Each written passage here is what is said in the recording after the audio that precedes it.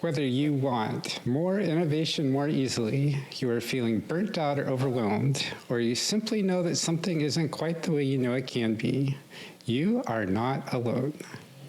I hear the same from leaders every day.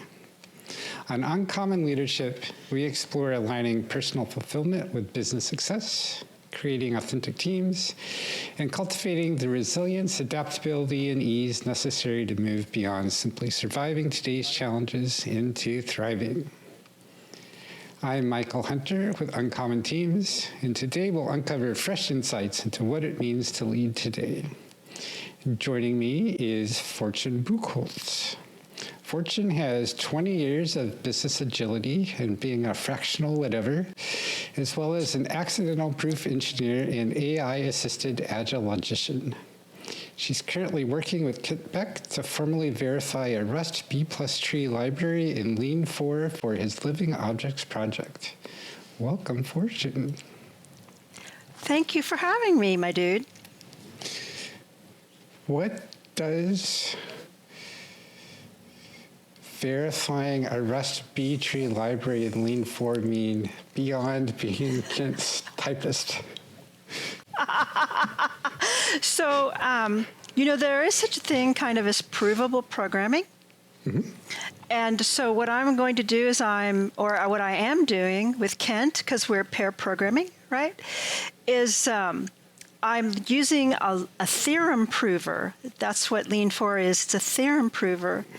And it takes every line of code about the B tree that I write, and it makes sure that it's mathematically and logically valid, whether it's arithmetic or a logical proposition. And this way we can walk through the structure of the B+ tree, which, as you know, is an essential data structure used in almost all large databases. And we can prove that Kent's novel algorithm is literally, perfectly, mathematically correct. This is great. What size? No bugs. Except for whatever bugs are in the theorem prover. Has the theorem prover proved itself to be valid? So what's interesting is that Lean 4 has not yet been formally verified itself. But I think that the people who do Lean 4, they're called the Lean Fro, the Lean Research Organization. I'm sure that that's on the top of their mind. I would think so. When, Fortune, did you first recognize that integrating your whole self and bringing that into everything that you do might be a valuable approach? Okay. So this is a great question, and I like the whole, direction that we're going to go here, which to my mind is about authenticity and psychological safety. Mm-hmm. I'm just going to lay that right out there, right? So I think the first time that it ever happened to me was at a place I used to work in New York City, which was kind of a Wall Street tech vendor. It was called at that time Summit Mises. It's a British software company. And when I began the prediction market there, that's when I really was able for the first time to just come out, be myself, say the innovation story that I wanted to enact. And luckily, at that time, I had a very receptive management. Right, this was before the fall of Lehman Brothers in 2008, at a time when it was still really possible to do a lot of experimentation. So I went to my management and I told them I wanted to, run a prediction market where the employees would buy futures on project delivery times. That was a very interesting project. I had one of the earliest and I think most successful corporate prediction markets. And there was a large software update, almost a rewrite that we were doing at the time, and everyone was uncertain when it would come out. So I just had the people who were working on it, the employees, buy futures to tell me, to aggregate it in as a market. And that made a lot of sense, of course, because I was in a Wall Street environment. I think actually to this day, that's the only place I've ever been able to be fully myself without penalty, shame, ridicule, harassment, or testimonial injustice. Honestly, Mises Summit was such a great place. What made that so great, and what is not present in all the places you've been since, especially now that you're coming in as independent consultants, so have a lot of choice over who you work with? Yeah, so of course, as a consultant, you you have to draw back a little bit and be much more self-aware, because you're often coming into situations that are very fraught. And people are uncertain, they're anxious. People don't hire transformation specialists or change agents like myself unless they really want to undergo a big change, right? And that's always an anxious time. People reside at different places on the J change curve, right? Some people are happy, some people are anxious, some people have fallen in despair. So you just have to be a little more neutral and observe more quietly from a calmer place to, understand and see what it is that the context requires. Does that make sense? Yes. So let me say this back and tell me if I have anything wrong.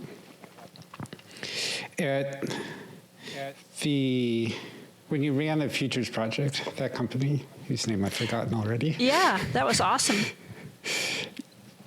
You could just do whatever you want, be your whole self there, and people accepted you, embraced you, and it was all good. And where there was interpersonal friction, you talked it out, and people went away better, stronger, happier.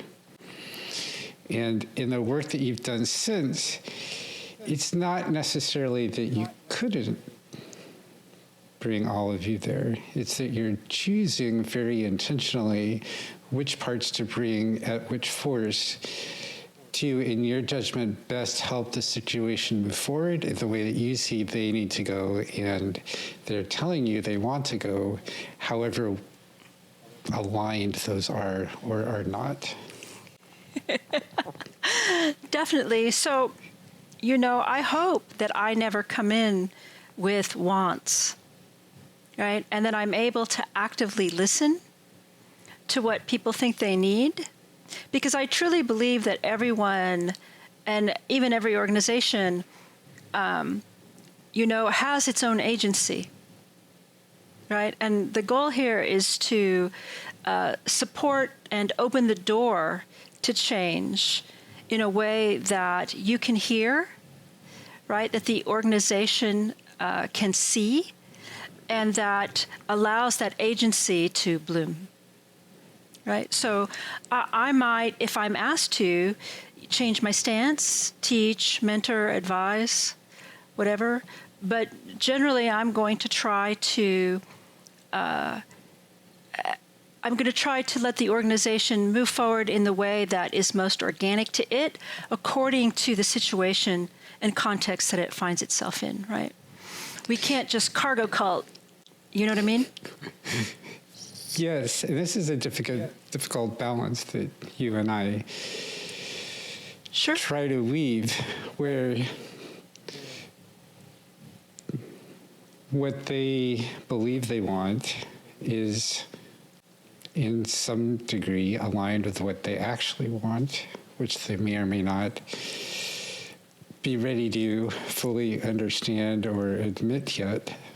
And a lot of what they've brought us in to do is to help us recognize what they really want versus what they say they want, and how much to let them go along unaligned versus jiggle them a little bit in hopes that they will recognize a little more of what they actually want, versus sometimes outright confronting them. There's this whole spectrum of degrees of forcefulness, gentleness, that can all be done in safe ways that might be useful in any situation, and sussing out what to do, what not to do, what's best going to help them do what they really want, as far as they can admit to what they actually believe they want, is why we have so much fun.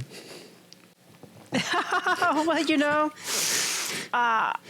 I've worked in a lot of places, and I have to say only twice did I find that there was alignment and agreement on what the business wanted, right? And I have worked in many places where they kind of didn't know what they want, they didn't have a strategy, or they had goals and mistook goals for a strategy. So I often end up running all kinds of strategy workshops, like the Liberating Structure Strategy Not Working, or X Matrix, even though that's not really for strategy per se. But, there are lots of things that you can do once you have the trust of the SLT, and better yet, of the board, to be able to help solidify that vision of why you're really here and what the business really would benefit from. And they will know that themselves, right? Because they're the experts. I'm not, right? I'm not like a consulting firm that comes in with a prepackaged solution and drops it on your toes, right? And I'm going to, as I said, wait and observe and build trust. You have to build relationships, right? Because it's really rude to go to people's houses and tell them within 10 minutes to rearrange the furniture. So let's not do that. Yes, especially when they may not even want the furniture there at all. Well, it's hard, right? I guess in our business, right, lots of people say, oh, people hate being changed. People are naturally resistant to change. But, that's not my philosophy at all. My philosophy is exactly the opposite. I have never, ever in my life, but there may be a few people who are like this, I've never seen anyone refuse a new flagship phone or a new car. Everyone wants those things, even though they're huge changes, right? Expensive changes that have a major impact on your daily life. And yet everyone wants those things. And in the same way, everyone has something that they don't really like about their job or their environment. And they would love to change, but they may not feel they have the power to do so, or the organization has not empowered them to do so. And then that's where I'll come in. You know what I mean? You have to find what it is that the change that people want and start there. Yeah. So how do you build cultures? How do people feel safe and empowered to bring their unique talents into everything they do, to admit to themselves, and then to let their peers and management know, what is the change that they want to make? What are they there to make happen? I get it. So you want me to tell you about culture building for psychological safety. That's what it sounds like to me. And so as long as we're talking about psychological safety, we're going to be cool because it's one of my favorite topics, right? To me, first of all, I'm going to start off with this, right? To me, psychological safety means a culture of rewarded vulnerability. Okay? And once you have that ability to be vulnerable and be rewarded for it, right, then it becomes a lot easier to just be your own bad self, right? So culture is everything that we don't notice after 90 days, right? I think this is another truism, right? So if you go into an organization, or if you go into a new job, or you join an e-group, right, at first you're trying to learn the lay of the land, understand, what to do, how do people act, what are the rituals, what are the habits, right? But then after 90 days or so, you get it. And it just, you're like fish in water, right? You don't really notice the water until the taste changes. So I don't build culture, and I don't change the culture, right? Because the culture's there already, and it's worked for them, right? It's worked for them for a long time. I mean, their current business has been very successful, right? I mean, they've gotten to where they are. They're still in business. They have a certain number of employees. So that's really great, right? And the point is to amplify what is working and what's great about that culture, what it is that made people want to work there and love working there in the past, right? And to bring that back to life. This is what my friend Kent Beck kind of calls desert to forest, right? Maybe they need change, maybe the culture has atrophied a bit, so we're going to kind of amp up that liveliness where it can be a living human environment, right?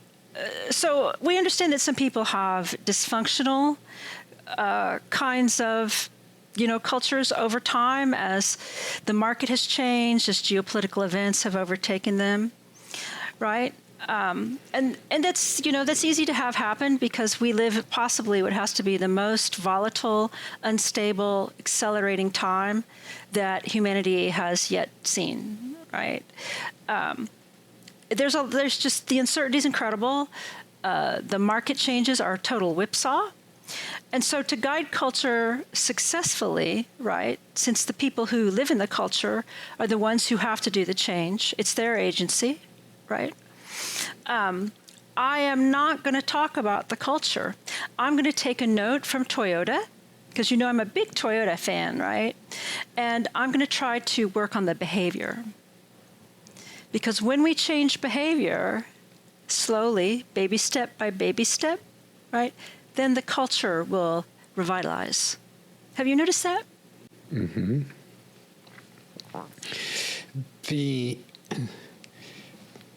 Another definition of culture I've heard is culture is what we do when we don't know that we're doing it. Yep. And the only way to change that is to change the behavior, because in culture emerges out of what we do. Mm-hmm. Intentionally, unintentionally, accidentally. Agreed. It's complex and emergent. And I think our friend Dave Snowden would have a lot to say about complex, emergent situations, right? But even so, it soon kind of develops into an unspoken system that we can learn about, reason about, and feel, right? There's kind of an energy to it that we can work with. And I guess that's a phrase that I kind of got from Michael Hamann. So I thank him for that, feeling the energy of the culture. I like that. That fits in with a lot of the way that I perceive the world. And feelings are not just emotions. We feel with our body, we feel with our heart, we feel with our spirit, mm-hmm. and with our mind. Mm-hmm. And by focusing on feelings and empowering people to talk about what they're feeling and how they want to change what they're feeling, that gives us a way to get into how to do that in a way that's safe for them and for everyone else. Mm-hmm. I'm not going to disagree. But you have to do more than just talk, honestly, although the discussion is important, right? Because that helps build the relationship and builds the trust that we need to even get started. So what I think is the most important for people in our line of work to do is to role model all the things we want to see ourselves, right? Role model the vulnerability, the trust, the learning mindset, the I don't know yet attitude, right? We should be the first to admit our mistakes, to seek help, and to live. Again, I'm going to quote Kent Beck. I don't know why. He's very quotable today. Sorry, Kent. And we're going to live in what he calls the curiosity gap, right? Between where I think I am and where reality lies, right? What's the difference between, my vision, but where I am, where is the reality? There's a big difference between those three things, and I'm going to fall into that gap. And I'm just going to live there in open curiosity, And then once I'm there and I have the ability to have these conversations, right? Again, I've talked about relationship, right? When we start this process, it's very important to me, at least, to realize that the relationship is almost always more important than being right. Right? So when people, say to me, oh, the management says we have to do Scrum, but Scrum is horrible, I hate Scrum, I'm going to be like, okay, that's great. And I'm going to display curiosity and acceptance of that statement, right? I'm not going to argue for one position or another, but I want to explore that point of view, and I want to especially explore the feeling tone, right? That goes back to the J curve. Where do you think someone who says, management wants me to do Scrum, but I hate Scrum, Scrum is the worst, are they, anxious? Are they fearful? Are they in despair already? What is that? Where are they? And so you have to look, again, what Michael Hamann calls the 5 windows of attention, right? We have to look at the whole field and feel the field and try to understand where they're coming from and let that rest while we slowly, work with that conversation over time. So to start that process, I use nonviolent communication. How about you? That and other similar forms, yes. It's a great way to get... Yeah.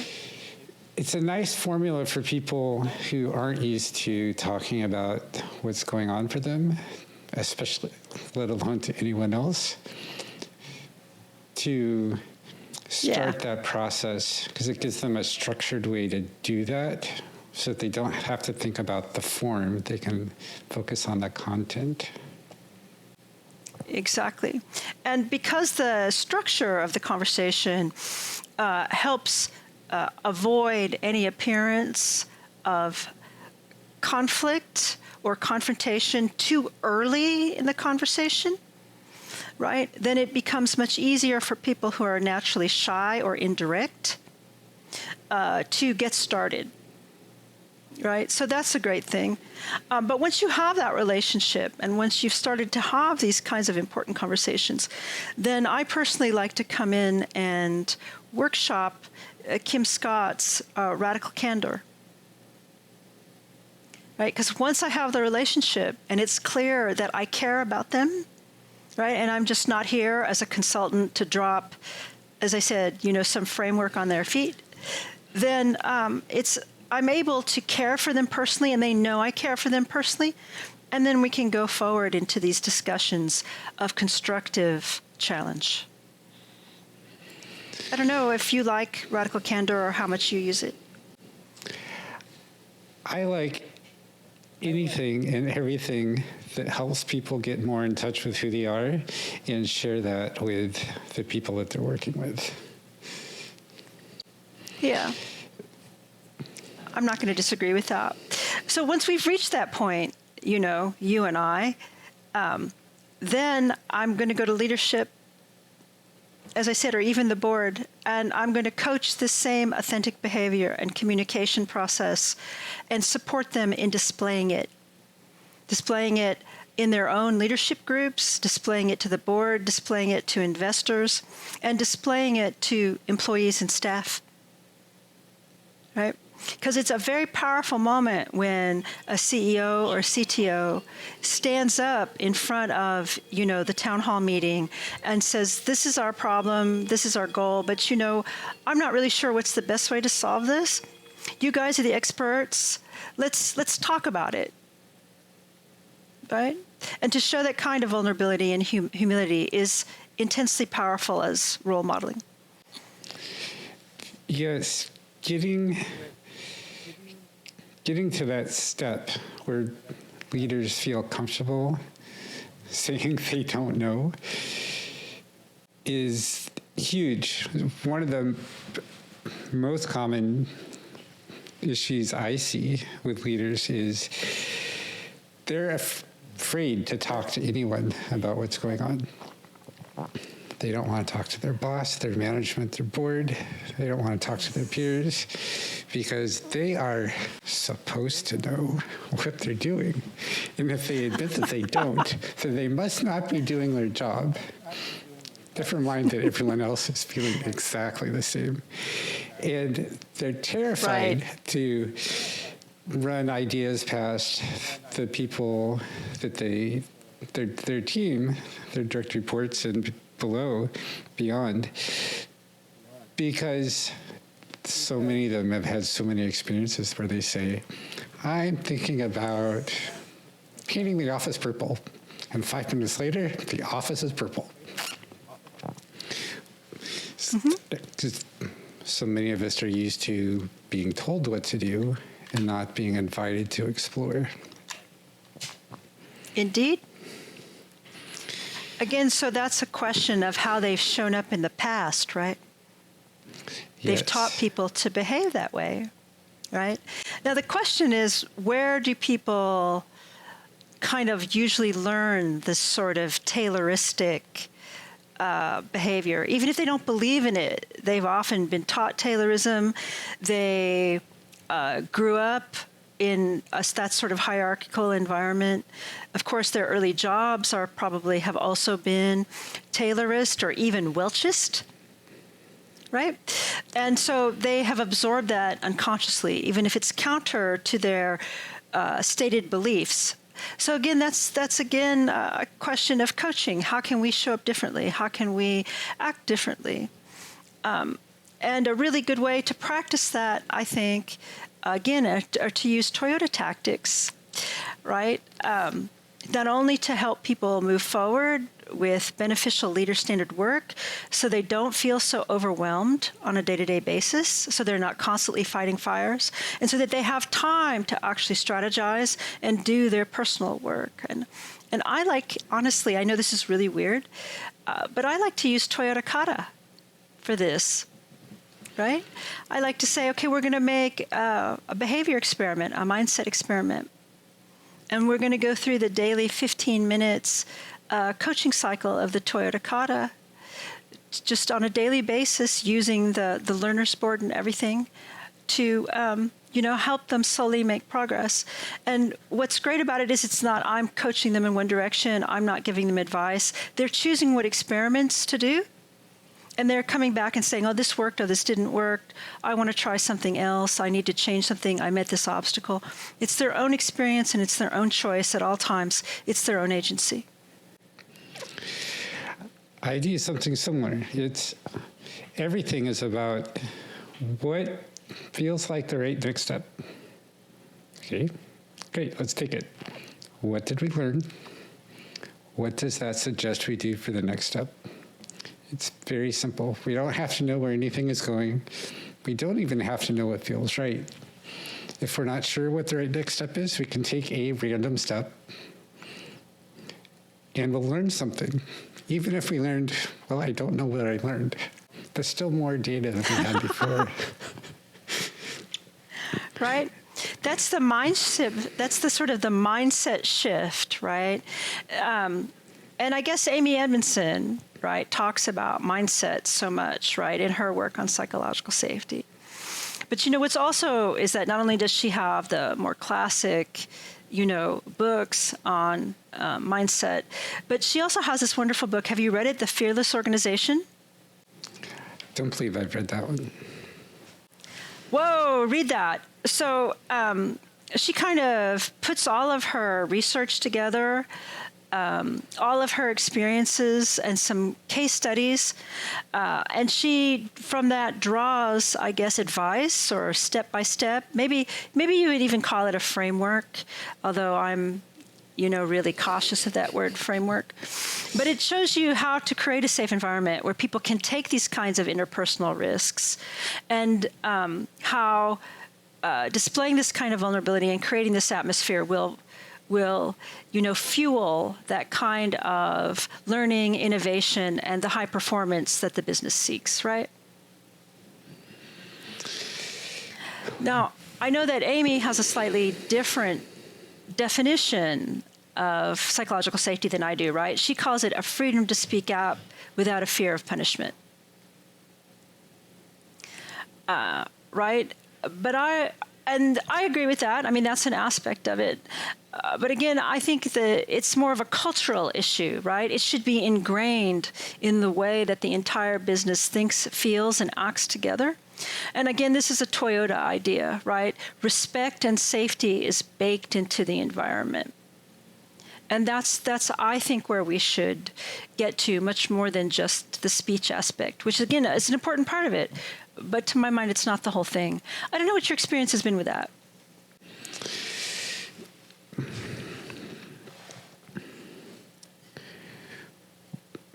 With which specifically?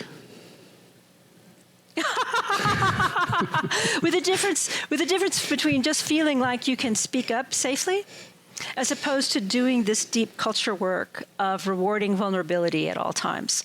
Because there are different kinds of vulnerability besides just speech, right? Yes, how we dress, what shows we admit to watching, or books we admit to reading, music that we listen to. It's and exactly. There's a lot of talk these days about bring your whole self to work. I've said that a lot myself, and what I've realized, especially through a conversation with some very helpful people, is that it's not something that has been implicit for that in me, that I am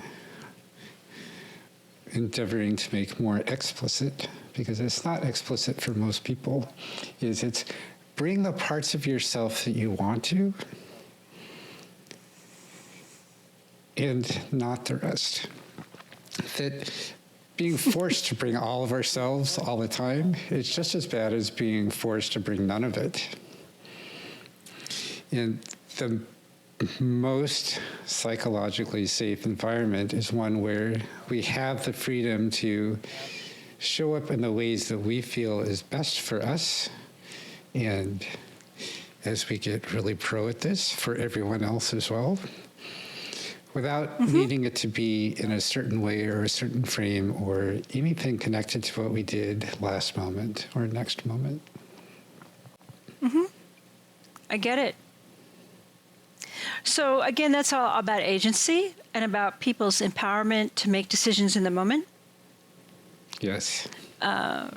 Right? So, I have consulted or worked with other consultants in places where there was an unspoken way that you were supposed to speak to clients, a certain way you were supposed to dress, a certain length of answer you were allowed to give, a certain vocabulary you were allowed to use. And you could be judged very harshly if you didn't meet those unspoken standards. So I think making things explicit, as you said at the beginning, is really important.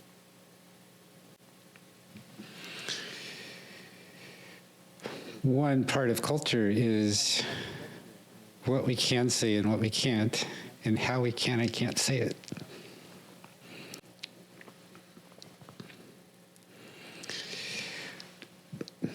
So we've talked a lot about how to bring all this squishy people stuff into a business environment. What's the business value of doing this? Why does the business care that we have agency and psychological safety and can bring up parts of ourselves we want to and leave the rest behind for now? Or just not bring them out front and center? Right. So this is where, I like to think about Clark's book, Timothy Clark's book, The 4 Stages of Psychological Safety. Have you read that? That one I'm sure I have. Yeah. So that's a really good one. And what I like about it is that he gives, kind of some KPIs or things to look for so that you can measure psychological safety and see the improvement on your business value. Right. So I don't know if you remember last year, there was the huge disengagement survey.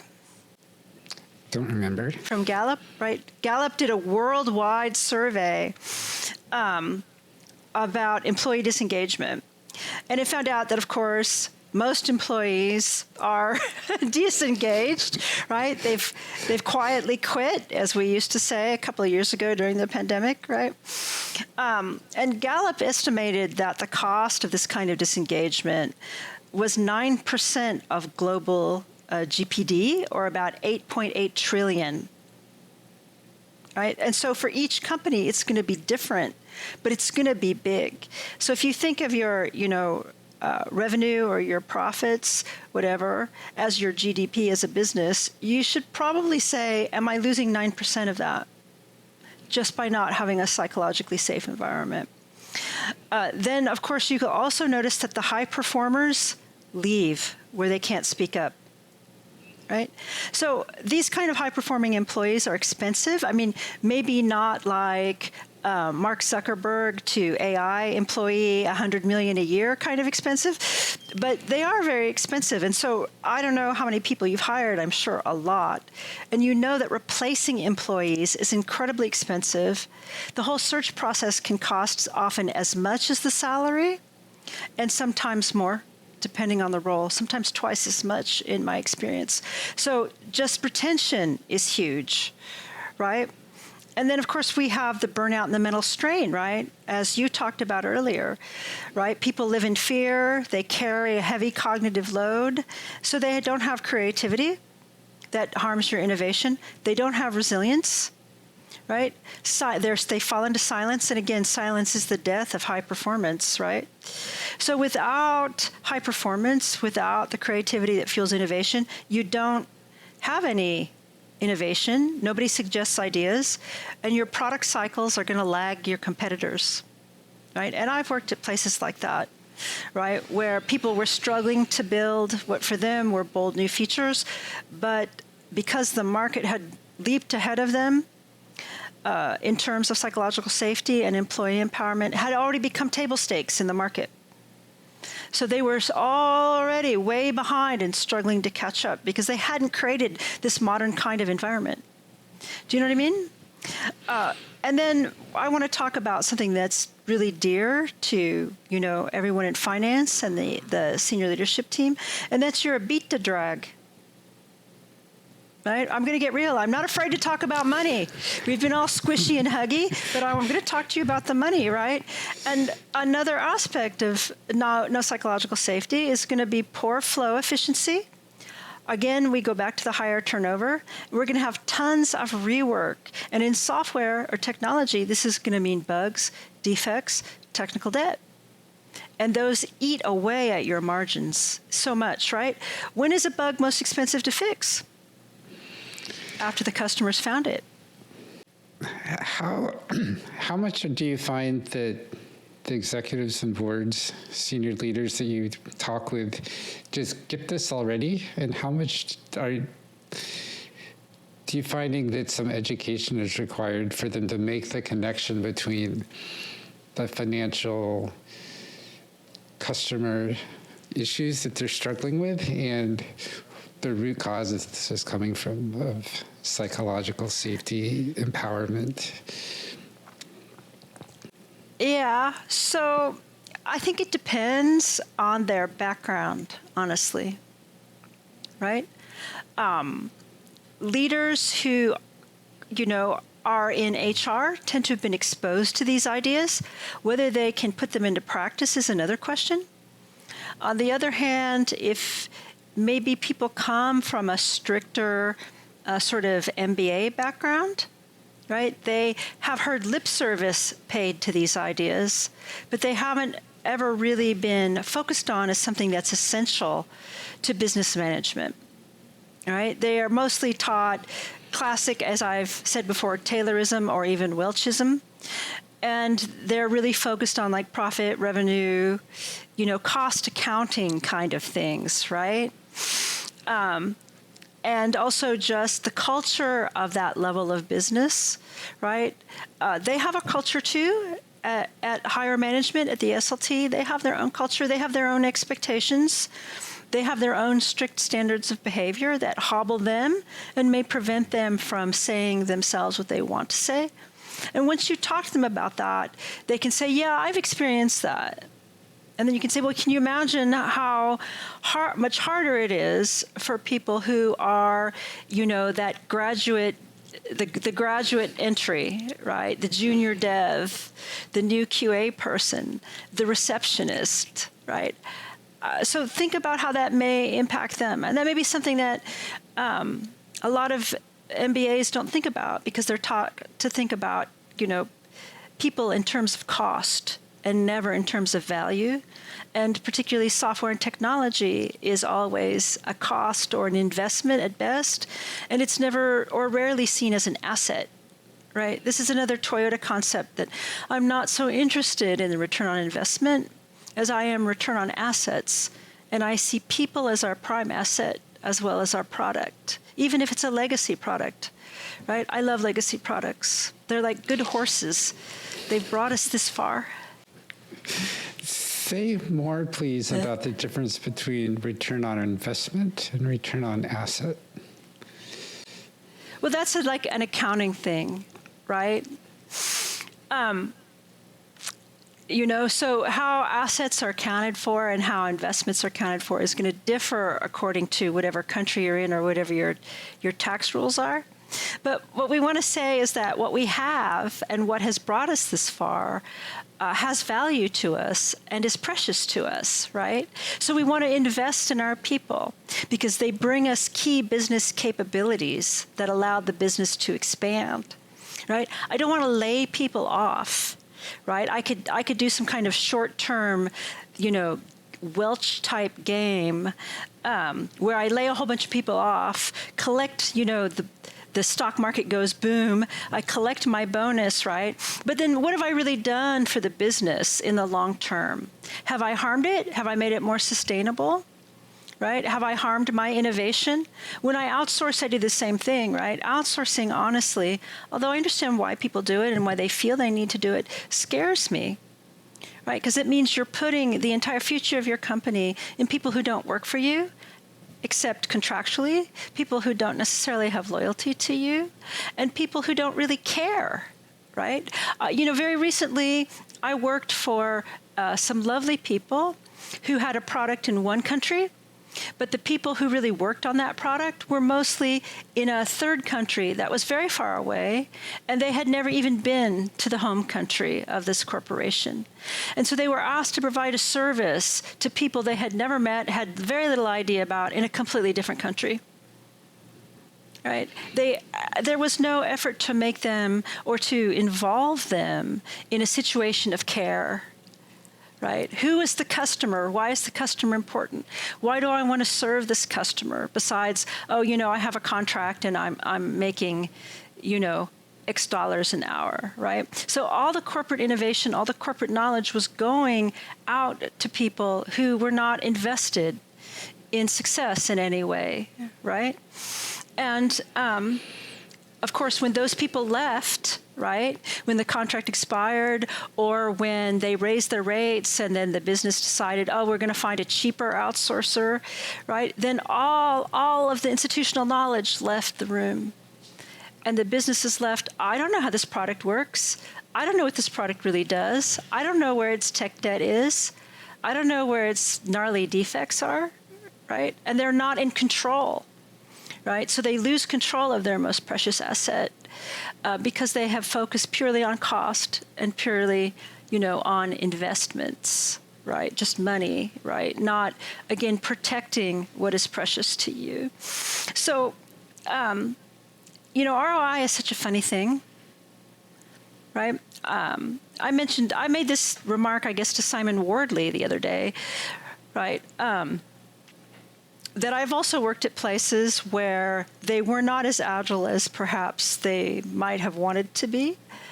And so stakeholders who wanted features would be forced to write these huge business cases, right, for their feature or their idea, right? And they would be very lengthy, it'd be very long, and they would often require proven ROI, right? If we spend so much, we're going to get this much return, right? And so people would, really try to do this. They would do a good job. They would spend a lot of time trying to do this, right? I'm not blaming anyone, right? Because our fundamental belief is that people are good people who come to work for the right reasons, but they're caught in systems that don't serve them, don't serve the customer, and don't meet the market, right? And so this was the situation. These people are writing these huge business cases in places that wanted to be more agile and wanted to have organizational flow. They had to sort of, look into some crystal ball, use some market research, hire some experts to create this ROI, right? And then after they had laid that out, gotten it approved, right? They discovered that neither finance nor portfolio had any way to track the return on individual features. Right? The system wasn't in place, right? So this means that as soon as people learn this, what do? Right? They immediately predict hockey sticks, right? We do this, we build this feature, and then magic profit, right? And they do that, and the case is approved, and they build their favorite features, but it's very disjointed from the business. So I'd like to move away from that concept. And I mean, portfolio management's obviously extremely important, and investment's extremely important. But I just think you want to look at it from a slightly different lens. Does that make sense? Did I answer your question? That does make sense. You answered at least part of my question. And one of the things that I'm taking away from this part of the conversation is ROI might be useful, but it can only ever be useful if we have a way to connect the experiment we're making to the outcomes we're predicting. And if any part of that chain is missing or faulty, then we can't predict with any accuracy. And so either it's probably going to be useful to fix or change or get rid of the parts of that chain that are faulty or not working or not present, because maybe they aren't even necessary. And maybe the outcomes that we're trying to predict aren't really the outcomes that matter. Agreed. So we don't have crystal balls. This is kind of a basic rule of business agility. And if we had working crystal balls, if you have a working crystal ball, someone send me your working crystal ball, because my name is Fortune and I can't make them work. So, dude, I need one, seriously. But, we just have to deal with the modern environment by thinking in a slightly different way. So that's, again, goes back to the mindset shift that we want to coach and educate about, and that we want to make safe for everyone to have, right? To go on that journey through the experience of behavior change to that culture and mindset change. Right? Because no one is going to believe what you and I are saying right now about ROI until they've experienced it for themselves. Right? I mean, why would you listen to me, right? I'm just a blonde hippie girl from California, right? Whereas maybe you went to Wharton, where August business professors, lectured you firmly on the importance of ROI. But when you actually see it in today's, contemporary environment, then you're going to have kind of a different approach, and you're going to say, what can I do? And then I'm going to say, well, maybe we take a pinch of Toyota. We look at ROI from that perspective. Maybe we take a pinch of beyond budgeting. Maybe we look at agile contracts. Maybe we think about our ecosystem and our suppliers and our employees as partners, not as costs or rivals or co-opetitioners, whatever. But there are many different stances you can take that are going to be appropriate for your moment, your context, and your market, right? For your particular customer. And those are what we want to open ourselves up to, instead of just saying, oh, some guy at Wharton told me X 20 years ago. Was that too harsh? Was I radically candid? Not too harsh. Thanks. We're speaking truth to power, people. This is right. And which is a perfect segue into my next question of how do you help people, your clients, your boards, the people you pass on the street, find their way through all the change, uncertainty, and overwhelm that is what seems to be life is all about these days? Yeah, VUCA, right? We're never going to get away from the VUCA. And it's definitely the massive acceleration, I think, still takes people by surprise, particularly when we talk about the shiny toy of the moment, right? The LLM.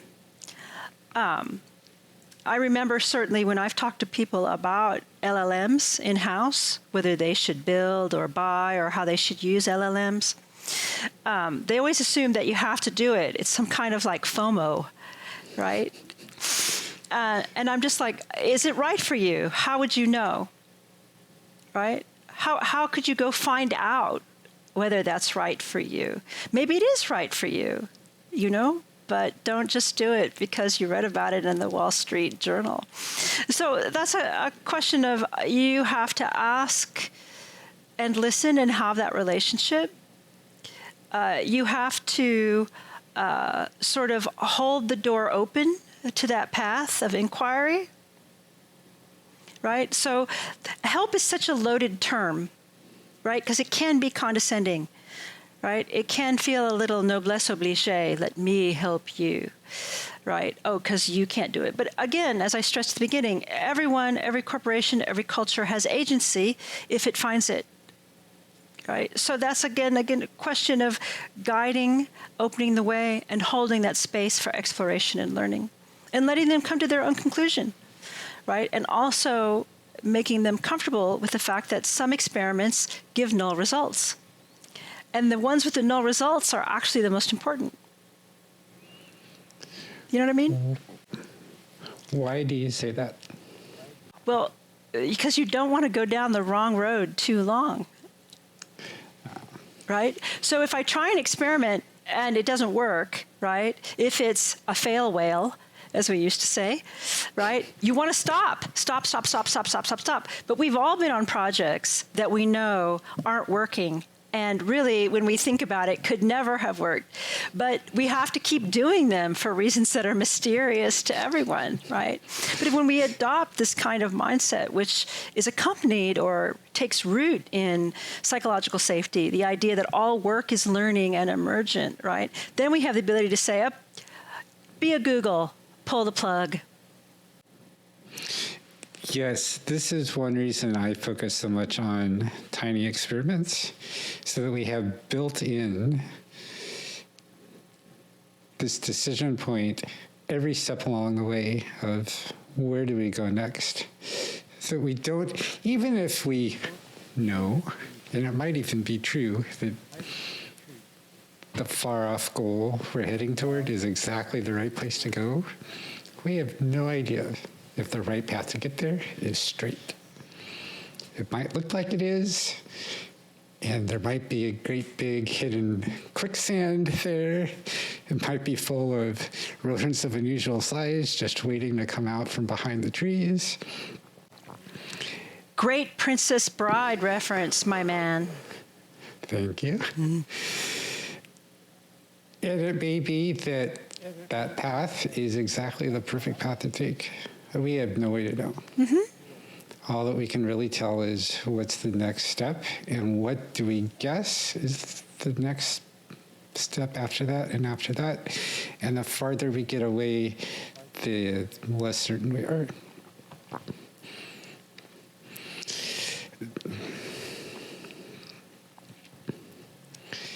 So, agreed, right? This is why Toyota Kata is central to my practice.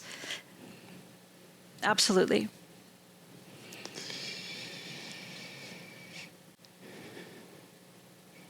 How do you know when you're offering help versus inflicting it?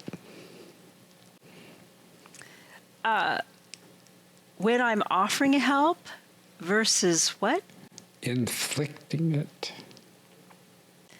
Yes. I'm so terrified of inflicting help. And honestly, you know, in the past, this was something that I fell into quite a bit, right? And I really want to, I guess, thank Michael Hammond's class. If you haven't taken Michael Hammond's class on vertical development, I really encourage everybody go right now, take, or at least read his book, Evolve Agility. And also Simon Powers' ICEEC course, because Simon Powers is really excellent at this. He doesn't talk about it at all, and yet you learn it. So that's something that you have to learn to feel. And I'm not going to be able to describe that process to you because it's something that has to happen inside yourself and in the space between the other person. So you have to be intensely self-aware of what you're doing and what your own motivations are. And you have to feel that connection between you and watch the other person, right? Really listen to them, and not with giraffe ears, as the nonviolent communication people say, right? You have to put on your giraffe ears and listen with your whole being to their whole being. How's that? I like it. And as a first step for people who aren't in touch with the giraffe ears yet, you can simply ask. Instead of saying, let me help you with that, we can ask, how can I help you? Or would you like some help? I would even avoid the word. What would you like me to do next? Personally. mean, I like that much away. better, personally. Yeah. I've had that happen. How about you? Oh, yes. Even And that's fine. You say cool. Yes. It happens, right? And also it goes back to some of what we were talking about at the beginning is if they invite us in and then they tell us to go away, how much they really want us to go away and how much are they saying, I don't know what to ask for yet, so I'm pushing you away, and please, will you help me figure out what to do? It's a delicate balance. So that just requires patience, right? Yes. And discernment. So we can be, I guess now we can be, a highbrow and make a Chaucer reference. We have to be patient Griselda. You know, sometimes the people who really love us are enchanted by some new thing, some new framework, some new shiny technology, some other, consultant who tells them something else, and they push you away, right? And so then you just shake their hand, say, call me when you need me, if you need me, and just wait. Right? They have to find their own agency, because if you push it on them, it never works. In my experience.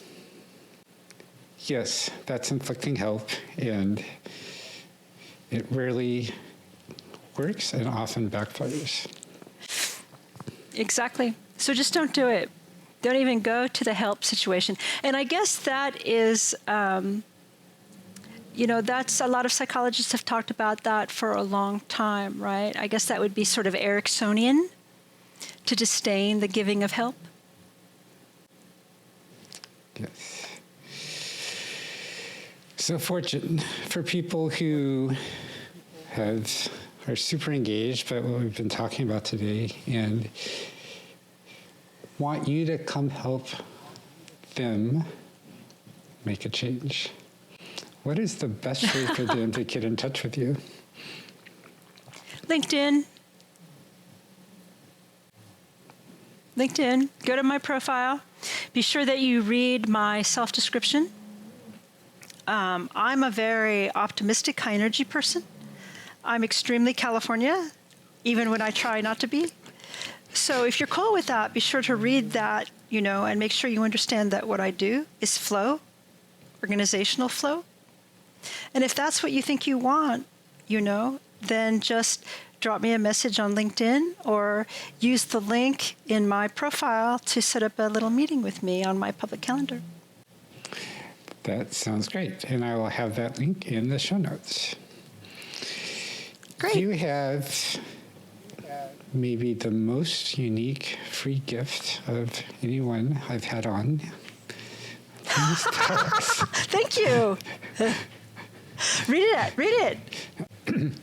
So what Fortune is offering you all audience is the first person who comments on this with the one word that links the most important attribute of an agile team with the most important goal of formal verification for software, then you get a free 30-minute chat with Fortune. Yep, about anything. And I can tell you that the conversation you've heard here is just a small bit of what you get. The fire hose. Sorry. Fortune's typing skills are not the only reason Kent Beck uses her as his typist. No, the pair in a driver navigator situation isn't always just a typist. Certainly when you're not coding with a genie, right, which is what he calls the LLM. Though I do learn a lot from him, but we're also thinking partners, right? And I think that's why Kent pairs with me when he has time, is because he and I think alike in some unusual ways. And the more that I work with him, the more I think our ways of thinking blend together. So I think a lot more like Kent Beck than I ever did before. And I hope that maybe someday he'll tell you that he thinks a little bit like me. I am confident that is so. This is one thing I always appreciated about pair programming. Even when I was there with decades of experience and I was working with someone straight out of college, and other people would say, "Why are you doing this, Michael? Like, they cannot help you." I said, "Oh, no. If nothing else, they probably know more about the details of the latest version of language than I do. And even if they don't have that, even if they don't have any idea of what's going on, the strategy, what we're working towards, nothing else, they can be there pointing out, hey, you forgot a comma there, you typoed that." And those are all super useful things. Finding the missing semicolon can be one of the hardest compiler issues to find. Yeah. Another thing that I really like about working with Kent is his thinkies. He has 100 thinkies. I don't know if you subscribe to his Substack or read his website or go to any of his presentations or whatever, but he does have these little helpful heuristics for thinking that help you think out of the box. And I certainly use these thinkies a lot. So if you're not familiar with them, you, as well as the people in the audience, I urge you to rush over and learn about thinkies. They're great, honestly. And those different perspectives are the best reason I know to have curious conversations with someone else, because you're going to get a different perspective. Or at least learn how you really think yourself. And also that. What would you like to leave our audience with today, Fortune? So I guess I'm gonna be a little bit of Rich Sheridan here, of Menlo Innovations. Right? I'm going to hope that I can leave everyone with joy. Right? Because the kind of work we do seems hard, but it's really joyful when you change the environment and when you can help people set themselves free. Right? There's really nothing like that experience. And that's what I guess I'd like to leave everyone with, that optimism and that joy that change is great. And even though people do have a place on that J change curve, which can seem kind of low, there are changes people desperately want. And all you need to do, as I said, is hold the door open so they can find the agency to do that. How do you like that?